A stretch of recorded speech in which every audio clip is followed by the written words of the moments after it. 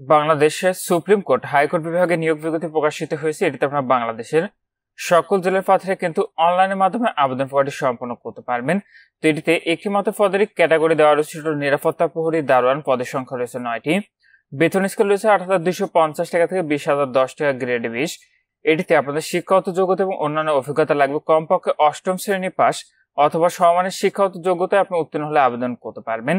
আবেদনের ক্ষেত্রে যে বয়স নির্ধারণ করা হয়েছে সেটি হলো 11 জুলাই 2024 খ্রিস্টাব্দ তারিখে প্রার্থীর বয়স সর্বনিম্ন 18 বছর এবং সর্বোচ্চ 30 বছরের মধ্যে হতে হবে, তাহলে আবেদনটি করতে পারবেন। এবং যাদের কোটা রয়েছে কোটার সঙ্গে তো প্রার্থীর জন্য বয়সটি সর্বোচ্চ 32 বছর। তো আপনার এখানে যে ওয়েবসাইটের ঠিকানাটি দেখতে পাচ্ছেন, এখান থেকে অনলাইনের মাধ্যমে আবেদনটি করতে হবে। আবেদনটি কিন্তু এখনো শুরু হয়নি।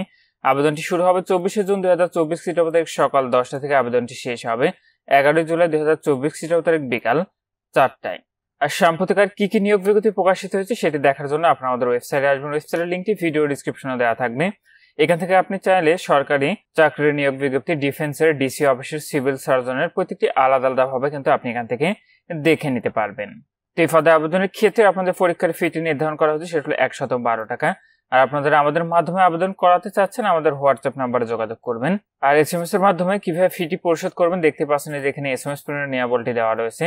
টেলিটকের মোবাইল নাম্বার থেকে আপনাদের দুটি SMS প্রেরণ করতে হবে।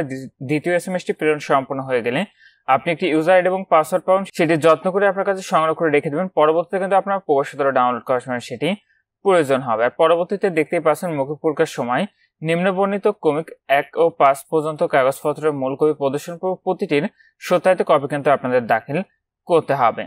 যেখানে এই ছিল বাংলাদেশ সুপ্রিম কোর্ট হাইকোর্ট বিভাগের যে নিয়োগ বিজ্ঞপ্তিটি প্রকাশিত হয়েছে সেটি। আপনাদের আবেদনটি করতে চাচ্ছেন শেষ তারিখের জন্য বসে না থেকে পূর্বে আবেদন ফর্মটি সম্পন্ন করে নেবেন। আজকের ভিডিওটি আপনাদের ভালো থাকুন, সুস্থ থাকুন, নিরাপদে থাকুন। আল্লাহ হাফেজ।